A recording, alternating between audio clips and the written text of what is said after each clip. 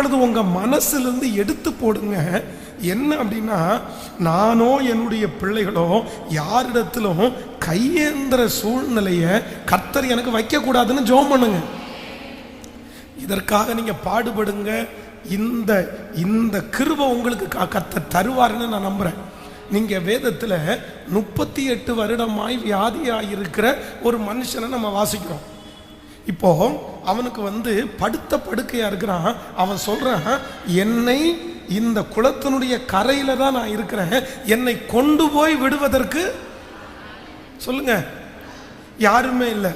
சரி, இப்போ யோசிங்க, உங்களை இப்போ கை கால் ரெண்டுமே வரல, குளத்துல கலக்கப்படுது, இவனை கொண்டு போய் விடுவதற்கு யாரும் இல்லைன்னு வச்சா நம்ம நிறைய பேர் என்ன பண்ணுவோம் தெரியுமா, அங்கே படுத்து கிடப்போம்.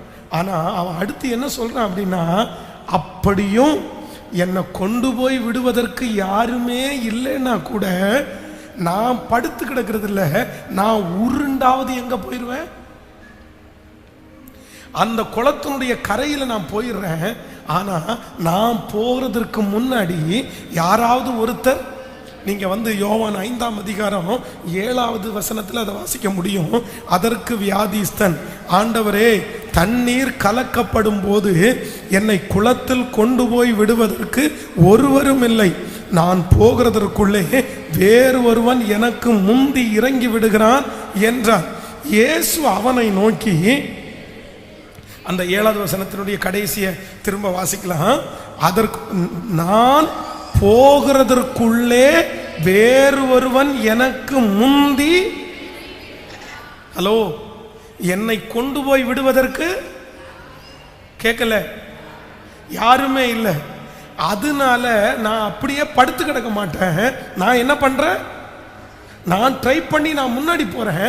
ஆனா அதுக்கு முன்னாடி, ஆனா அந்த ட்ரை பண்ணி முயற்சி எடுக்கிற அந்த முயற்சியை கர்த்தர் அங்கீகரிச்சாரா இல்லையா? நான் நம்புறேன், இன்னைக்கு இந்த ஜெபத்தில் இருக்கிற கர்த்தருடைய பிள்ளையே, யாருமே எனக்கு உதவி செய்ய வேண்டாம், யாருமே எனக்கு கொடுக்க வேண்டாம், கர்த்தர் நீர் என்ன ஆசீர்வதிங்கன்னு நீங்க ஜெபம் பண்ணுங்க.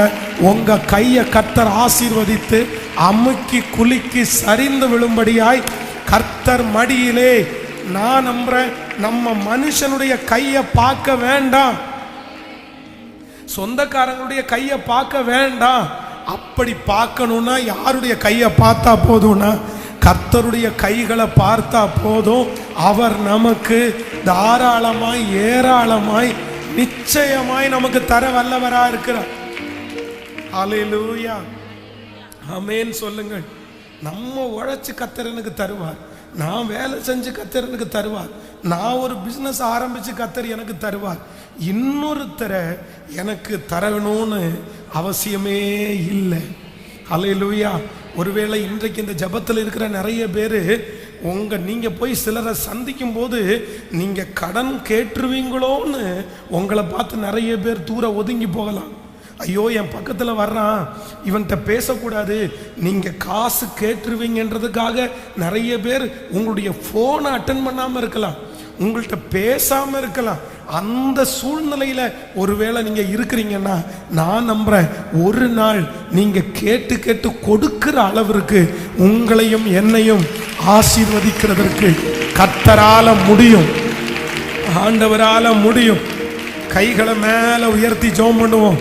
என்னுடைய கை எதிர்பார்க்கிற கை அல்ல, என்னுடைய கை கொடுக்கிற கையாய் மாற்றுவீராக. சத்தமா ஜெபம் பண்ணுங்க. ஆண்டவரே, என்னுடைய கரங்களை கொடுக்கிற கரங்களாய், ஸ்தோத்திரம், கொடுக்கிற கையா மாற்றுங்கப்பா, கொடுக்கிற கையா மாற்றுங்கப்பா. இந்த கை யாரையும் எதிர்பார்க்க கூடாது, இந்த கை யாரையும் எதிர்பார்க்க கூடாது. அந்த எதிர்பார்ப்புகளை கர்த்தர் மாற்றுவீராக. ஸ்தோத்திரம், ஸ்தோத்திரம், ஸ்தோத்திரம். நன்றி அப்பா, நன்றி அப்பா, ஸ்தோத்திரம், நன்றி. என் தேவனால் நான் உயருவேன், என் தேவனால் நான் வளருவேன்,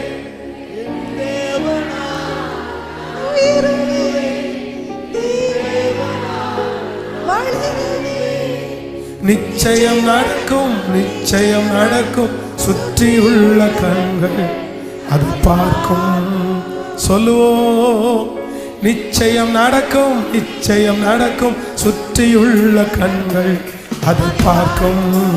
என் தேவனால், என் தேவனால் நான் உயருவேன், என் தேவனால் நான் வளருவேன். பாடுவோம்,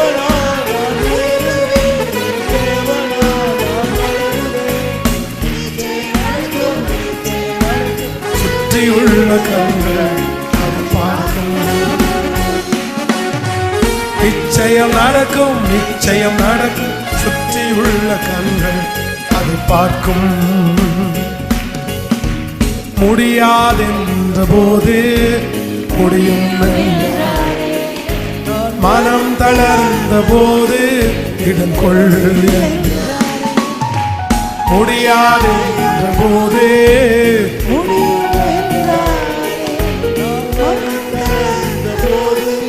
இடம் கொள்ள.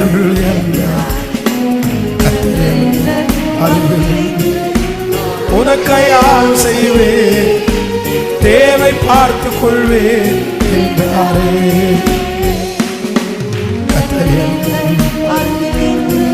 நான் உனக்கையால் செய்வேன், உன் தேவை பார்த்து கொள்வேன் என்றாரே. கைகளை மேல உயர்த்திய தேவனாய், தேவனாய் சொல்லுவோம்.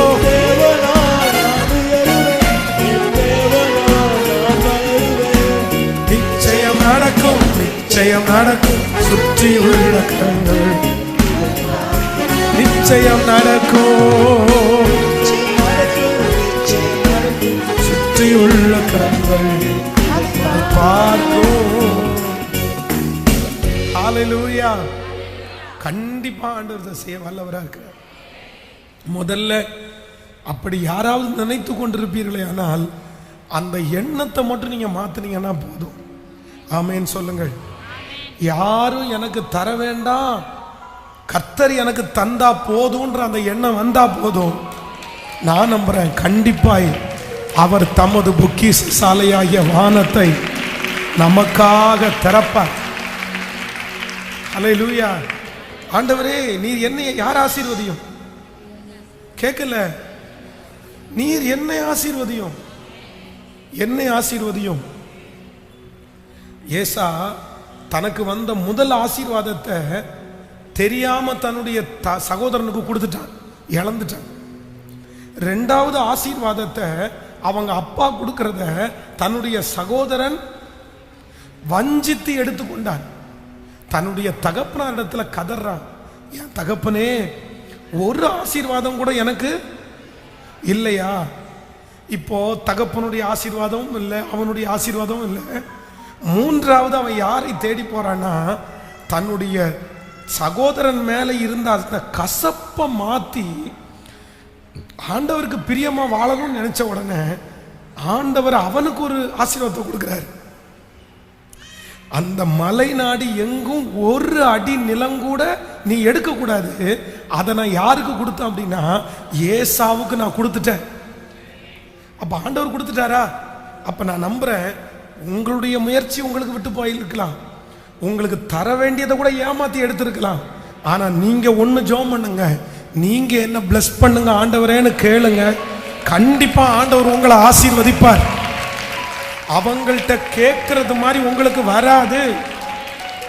நான் ரொம்ப ஆசைப்படுறது என்ன அப்படின்னா, நீங்களும் நானும் ஒவ்வொருத்தரும் இந்த ஆபிரகாம் மாதிரி இருக்கணும். ஒரு வசனத்தை வாசிங்க. ஆதியாகமம் 23ஆம் அதிகாரத்தினுடைய 9வது 10வது வசனத்தை வாசிக்கலாமா? ஆதியாகமம் 23ஆம் அதிகாரத்தினுடைய 9வது 10வது வசனம். தன் நிலத்தின் கடைசியிலே இருக்கிற மக்பேலா எனப்பட்ட குகையை எனக்கு சொந்தமான கல்லறை பூமியாய் இருக்கும்படி தர வேண்டும் என்று அவனிடத்தில் எனக்காக வேண்டிக் கொள்ளுங்கள், அது பொருத்தமான விலைக்கு அவர் அதை தருவாராக என்றார். எப்ரோன் ஏத்தின் புத்திரர் நடுவிலே உட்கார்ந்திருந்தான். அப்பொழுது ஏத்தியனாகிய எப்ரோன் தன் ஊர் வாசலுக்குள் பிரவேசிக்கிற ஏத்தின் புத்திரர் அனைவரும் கேட்க ஆபிரகாமுக்கு பிரதி உத்தரமாக, அப்படி அல்ல என் ஆண்டவனே, என் வார்த்தையை கேளும், அந்த நிலத்தை உமக்கு தருகிறேன், அதில் இருக்கும் குகையையும் உமக்கு தருகிறேன், என் ஜனபுத்திரனுடைய கண்களுக்கு முன்பாக அதை உமக்கு தருகிறேன், உம்மிடத்தில் இருக்கிற பிரேதத்தை அடக்கம் பண்ணும் என்றான். அப்பொழுது ஆபிரகாம் அந்த தேசத்தாருக்கு வந்தனம் செய்து, தேசத்தின் ஜனங்கள் கேட்க எப்ரோனை நோக்கி, கொடுக்க உமக்கு மனதிருந்தால் என் வார்த்தையை கேளும், நிலத்தின் விலையை தருகிறேன், என் கையில் அதை வாங்கி கொள்ளும், அப்பொழுது என்னிடத்தில் இருக்கிற பிரேதத்தை அவ்விடத்தில் அடக்கம் பண்ணுவேன் என்று. ஹலோ, எப்படி ஒரு நடக்குது பாருங்களேன். ஆபிரகாமனுடைய மனைவி இறந்துட்டாங்க. இப்பொழுது அந்த மக்பேலா குகை அவருக்கு ரொம்ப பிடிச்சிருச்சு. சரி, தன்னுடைய மனைவி அதில் அடக்கம் பண்ணணும்னு அவர் நினைக்கிறாரு. இப்போ அந்த அந்த குகையும் அந்த இடத்தினுடைய ஓனரும் இன்னொருத்தர். அப்போ அவரிடத்துல போய் கேட்குறாரு, இந்த மாதிரி எனக்கு கொஞ்சம் அடக்கம் பண்ண கொடுங்கன்னு சொன்ன உடனே அவர் என்ன சொல்றாரு அப்படின்னு சொன்னால், நீங்கள் என்ன என்கிட்ட வந்து பேசிட்டு இருக்கிறீங்க, இந்த குகையும் அதில் உள்ள இடத்தையும் வந்து அன்னைக்கெல்லாம் பத்திரம் அப்படின்னு சொல்றது எழுத்தின் பிரகாரமா இல்லை, ஜனங்கள் கூடி நிற்கும் போது அவங்களுக்கு முன்னாடி சொல்ற வார்த்தை தான். அதுதான் ரொம்ப பெரிய வார்த்தை, அதுதான் பத்திரம். எல்லாருக்கும் முன்னாடி வச்சும் அந்த இடத்தை நான் உங்களுக்கு தர்றேன் அப்படின்னு சொல்லிட்டாரு. ஆபிரகாம் அதுக்கு என்ன சொல்றாரு தெரியுமா? இதை பாருங்க, உங்களுக்கு இஷ்டம் இருந்தா எனக்கு சொல்லுங்க, நான் கொடுக்கிற பணத்தை வாங்கிட்டு நீங்க அந்த இடத்தை எனக்கு கொடுத்தா நான் நம்புறேன் உங்களையும் என்னையும் கர்த்தர் இப்படி ஆசீர்வதிக்கும், இப்படி ஆசீர்வதிக்கும். யாராவது ஒருத்தர் நமக்கு இனாமா தர்றேன், சும்மா வச்சுக்குங்க, எனக்கு தேவையில்லை அப்படின்னு சொல்லி கொடுக்கறத கூட, இல்லைப்பா எனக்கு இப்போ அது தேவை இருக்குது, ஆனால் எனக்கு தேவை இருக்கிற இந்த பொருளை நீ சும்மா இனாமா கொடுத்து நான் வாங்க மாட்டேன், நான் என் காசு கொடுத்து வாங்கிக்கிறேன் அப்படின்னு சொல்கிற அளவிற்கு ஆண்டவர் உங்களை என்னையும் ஆசீர்வதிக்கணும்னு ஜெபம் பண்ணுறேன். நம்முடைய தேவன் ஆபிரகாமின் தேவன், ஈசாக்கின் தேவன். கண்டிப்பாக ஒரு நாள் கர்த்தர் அப்படி உங்களை ஆசீர்வதிக்கிறதுக்கு வல்லவராய் இருக்கிறார். இன்னைக்கு ஒருவேளை நீங்க வந்து இலவசங்களை எதிர்பார்த்து நீங்க காத்திருக்கலாம். யாராவது ஒருத்தர் சும்மா தரமாட்டாங்களா? ஏன்னா உங்களுடைய சூழ்நிலை அந்த மாதிரி இருக்கலாம். ஏதாவது கொடுத்தா நல்லா இருக்குமே அப்படின்னு நினைக்கலாம். அதுக்காக நீங்க ராத்திரி பகலா உழைக்கலாம். நீங்க போய் அவங்களுக்கு முன்னாடி கை கட்டி நின்று வெட்கத்தோட திரும்பி வரலாம். ஆனா நான் நம்புறேன், வருகிற ஆண்டு கர்த்தர் உங்களுடைய கைகளை கர்த்தர் மாற்ற போறார். உடைய கைகளை கர்த்தர் ஆசீர்வதிக்க போறார். உடைய கைகளை கர்த்தர் பெருக பண்ண போகிறார். நீங்கள் அநேகருக்கு கொடுக்கிற அளவிற்கு, நீங்கள் இலவசமாய் பெற்றுக்கொள்ளாத அளவிற்கு கைகளை உயர்த்தி ஏசப்பாட்ட சொல்லும், ஆண்டவரே இந்த கிருபை எங்களுக்கு தாரும், எங்களுடைய பிள்ளைகளுக்கு தாரும் ஆண்டவரே. சொல்லுங்க, நன்றி அப்பா, நன்றி அப்பா, நன்றி அப்பா, தாரும் ஆண்டவரே. என்னுடைய கர்த்தர் எனக்கு செய்ய வல்லவரா இருக்கிறார். 3 ஜெப குறிப்புக்காக ஜெபம் பண்ணோம். நம்பர் 1, முதலாவதாக என்னுடைய பொத்தலான கையை மாற்றுகிற கர்த்தர். நம்பர் 2, இரண்டாவது என்னுடைய கையை ஆசீர்வதிக்கிற கர்த்தர். 3வது என்னை கொடுக்க வைக்கிற கர்த்தர். என் கையை எதிர்பார்க்கிற அளவுக்கு அல்ல, கொடுக்கிறதாய் மாற்றுகிற கர்த்தர். இந்த 3 ஆசீர்வாதங்களையும் இந்த சத்தத்தை கேட்கிற உங்க எல்லாருடைய தலையின் மேலையும் கர்த்தர் அப்படியே வைப்பாராக. ஆமென். இது கண்டிப்பா நடக்கும். என்னுடைய கையை ஆசீர்வதிக்கிற கர்த்தர், உடைய கைகளை கொண்டு நிறைய பேரை கர்த்தர் ஆசீர்வதிப்பாராக. உடைய கை அநேகருக்கு ஆசீர்வாதமான கையாய் மாறட்டும். உங்க கையில நீங்க சம்பளத்தை எடுத்து கொடுக்கிற நாட்கள் வரட்டும்.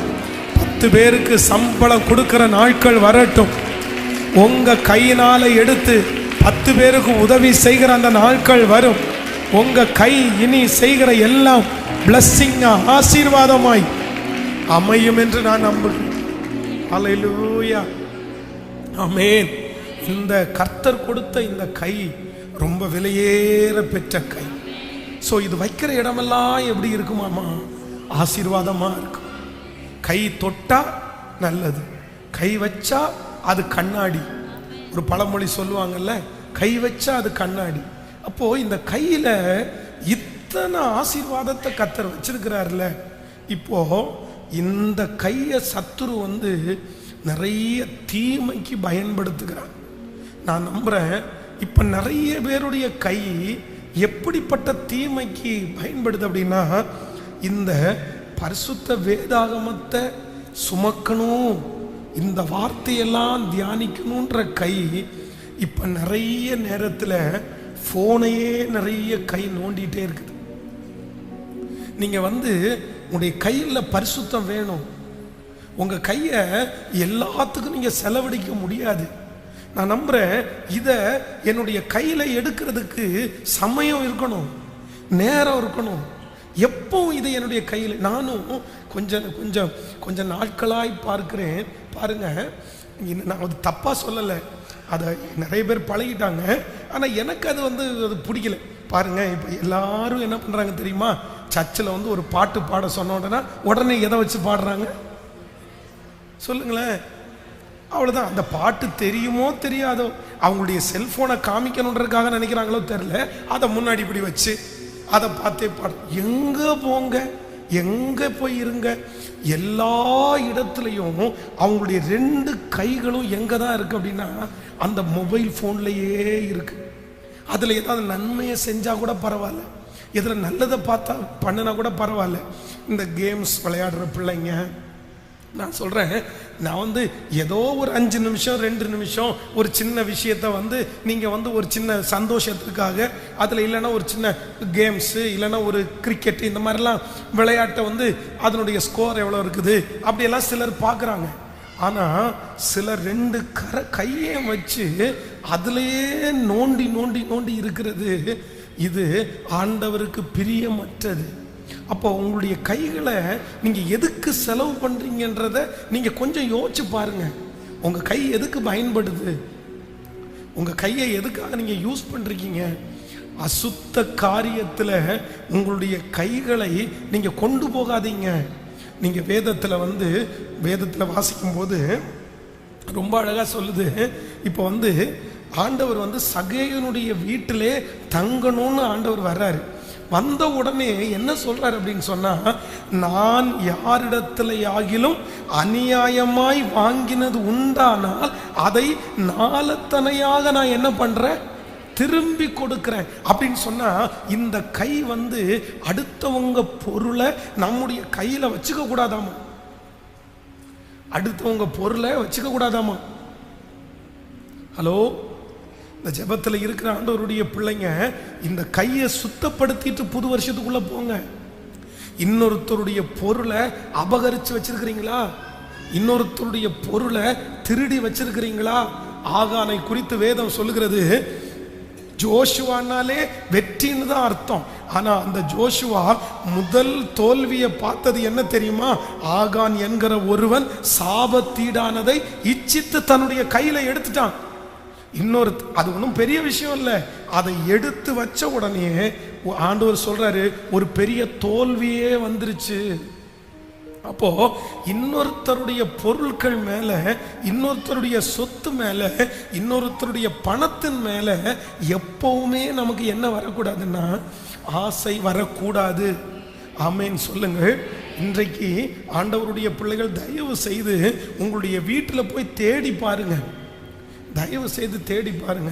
இன்னொருத்தருடைய பொருள் உங்க வீட்டில் இருக்குமானால் அவங்க தப்பா நினைச்சா கூட பரவாயில்ல, அதை கொண்டு போய் என்ன பண்ணிருங்க சொல்லுங்க. கேட்கல, நிறைய பேருக்கு சத்தமே வரலையே. நான் சொல்றேன், நிறைய பாத்திரம் இருக்கும் பாருங்க. லட்சுமின்ற பேர்ல பாத்திரம் இருக்கும். லட்சுமிக்கும் நமக்கும் சம்பந்தமே இருக்காது. ஆனா நம்ம நிறைய பேர் லட்சுமி வந்தது நல்லதுடா அப்படின்னு வாங்கி உள்ள வச்சுக்குவாங்க நிறைய பேர். அந்த லட்சுமி யாருன்னு தேடி கண்டுபிடிச்சு கொடுக்கணும்னு அது நமக்கு தோணவே தோணாது. வந்த வரைக்கும் நமக்கு லாபம், கிடைச்ச வரைக்கும் நமக்கு லாபம். அப்போ இன்னொருத்தருடைய பொருளை அவர்களாய் ஆசைப்பட்டு நமக்கு ஒரு கிஃப்டா கொடுக்குறாங்க, வச்சுக்கோங்கன்னு கொடுக்குறாங்க. பரவாயில்ல, அது சந்தோஷமா நீங்க வாங்கிக்கிங்க, தவறல்ல. ஆனா எப்பொழுதுமே உங்களுடைய கை எதுல சுத்தமா இருக்கணும்னா, ஆண்டவரே நான் யாரிடத்திலையும் அநியாயமாய் வாங்கினது உண்டானால், அநியாயமாய் வாங்கினது உண்டானால், இன்னொருத்தருடைய சொத்தை, இன்னொருத்தருடைய நிலத்தை, இன்னொருத்தருடைய பணத்தை, இன்னொருத்தருடைய பொருளை ஏமாத்தி அபகரிச்சு இதா கல்யாணத்துக்கு போட்டுட்டு தர்றேன் அப்படின்னு நகையை வாங்கிட்டு போறது.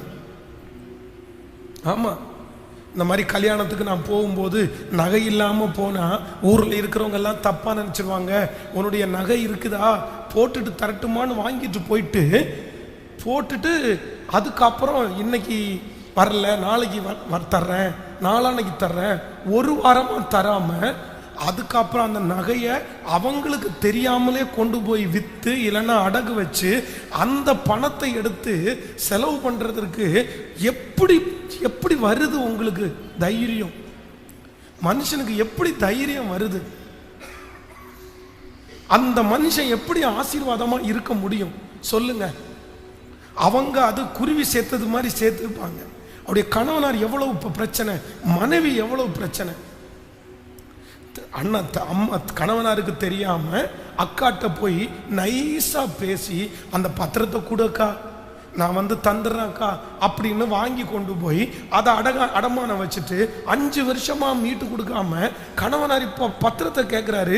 தம்பிக்கு ஃபோன் பண்ணி, எப்பா நீ கொஞ்சம் அந்த பத்திரத்தை கொடுப்பா, மச்சான் கேட்குறாரு அப்படின்னா, நீ என்ன வேணாலும் பண்ணிக்கோ, என்னால் இப்போ அதை கொடுக்க முடியாது, நான் என்ன பண்ணுறது அப்படின்னு கேட்டா, இந்த அநியாய பணம் நம்முடைய வாழ்க்கையில் நல்லதா அமையுமா? அடுத்தவங்களுடைய கண்ணீர் நம்மளை சும்மா விடாது. ஹலோ ஹலோ, அதுக்கு ஒரு இறக்க குணமா, சாரிமா சாரியா, இந்த மாதிரி தேவை, ஏதோ ஒரு சூழ்நிலை ஆகிப்போச்சு, நான் என்ன வேணாலும் பண்றேன், என்னை தயவு செய்து மன்னிச்சுக்கோ, நான் உங்களுக்கு கண்டிப்பா நான் தருவேன் அப்படின்னு ஒரு வார்த்தை சொன்னா கூட பரவாயில்ல. அதுக்கு திமிரு பேச்சு வேற.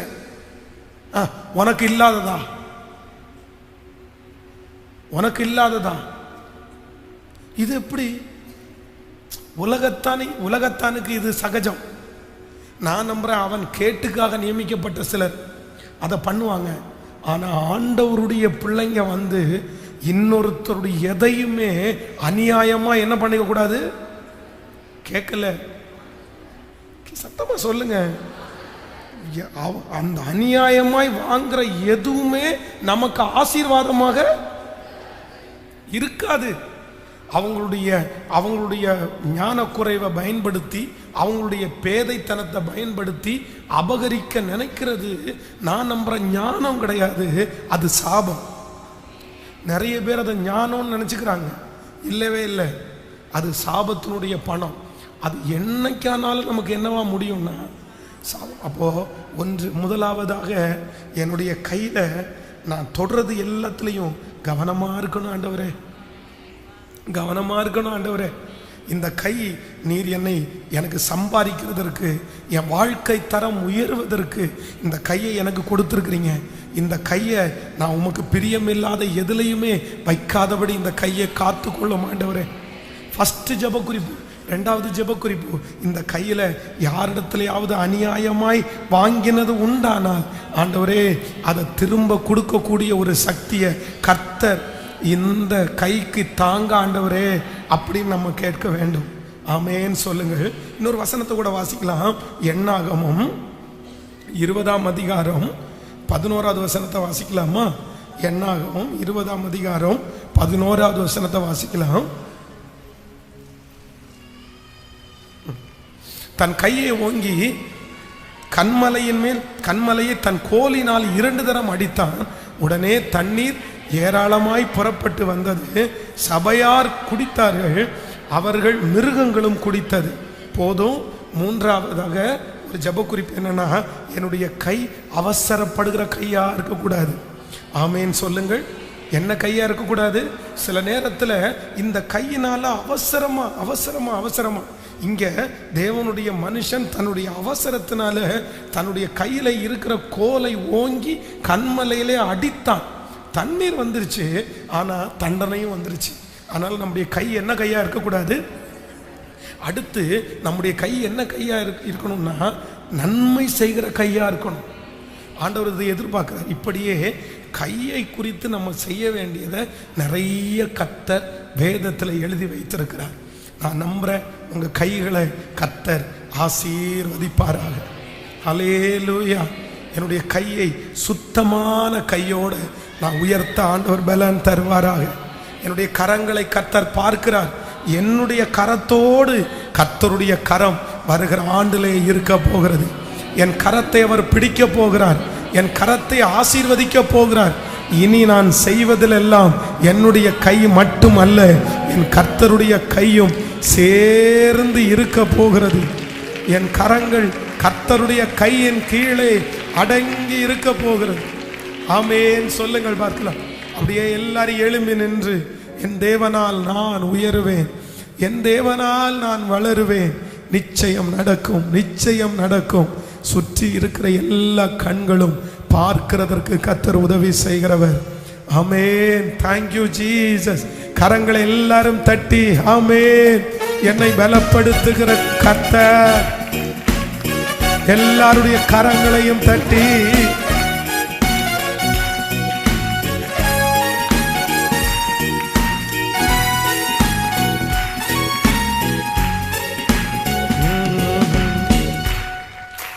கர்த்தர் செய்ய நினைத்தது அது தடைபடாது. தேவன் என்னை ஆசீர்வதி தடுப்பது யாரு? பாடுவோம்.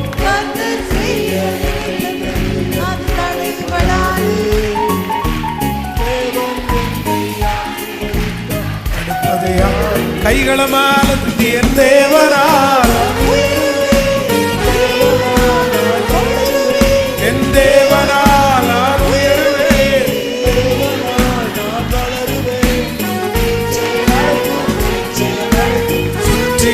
கண்கள் பார்க்கும். நிச்சயம் நடக்கும், நிச்சயம் நடக்கும். சுற்றியுள்ள கண்கள் அது பார்க்கும். முடியாதென்ற போது முடியும் என்றார். மனம் தளர்ந்த போது இதன் கொள்.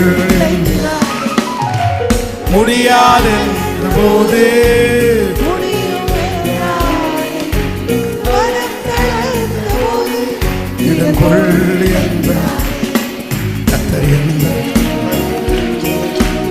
உனக்காயாவு செய்வேன், தேவை பார்த்து கொள்வேன். கர்த்தர் எந்த அருகில் என்று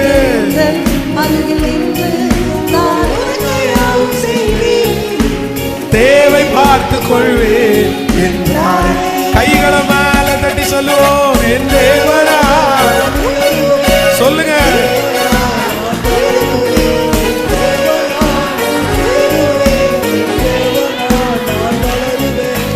நிச்சயம் நடக்கும், நிச்சயம் நடக்கும். சுற்றியுள்ள கண்கள் பார்க்கும். நிச்சயம் நடக்கும், நிச்சயம் நடக்கும். சுற்றியுள்ள கண் திரும்ப திரும்ப என் தேவனா, என் தேவனா நான் உயருவேன். அப்பா இந்த கைகளை ஆசீர்வதிங்கப்பா, இந்த கைகளை ஆசீர்வதிங்கப்பா, இந்த கையை ஆசீர்வதிங்கப்பா.